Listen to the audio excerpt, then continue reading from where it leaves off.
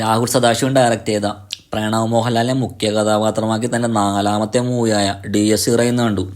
ഈ horror genre 100% execute ചെയ്ത നമ്മൾ എന്താണോ പ്രതീക്ഷിച്ചെന്നത് അത് നമുക്ക് കാണിച്ചു തന്ന രാഹുൽ സദാശിവനാണ് മുഴുവൻ കയ്യടിയും. Hats off to Rahul Sadasivan. പിന്നെ പ്രണവ് മോഹൻലാലിൻ്റെ കരിയർ ബെസ്റ്റ് പെർഫോമൻസ് ആയിരിക്കും ഇത്. എന്താണ് അദ്ദേഹം ഇതിൽ കാണിക്കുന്നത്.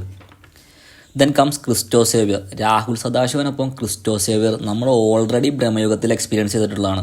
ഈ ഫിലിമിലും ക്രിസ്റ്റോ സേവ്യർ തൻ്റെ വർക്ക് എടുത്തു പറയേണ്ടതാണ്. നമ്മൾ ഹോളിവുഡ് ഫിലിം എക്സ്പീരിയൻസ് പോലെ ചില സീനുകളിൽ സൈലൻസ് പോലും നമ്മളെ പേടിപ്പിക്കുന്നുണ്ട്.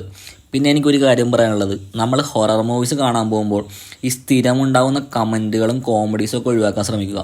കാരണം ഇതൊരു തിയേറ്റർ എക്സ്പീരിയൻസ് ഡിമാൻഡ് ചെയ്യുന്ന ഫിലിമാണ്. ഈ ഫിലിമിൻ്റെ ഭംഗിയും അത് തന്നെയാണ്.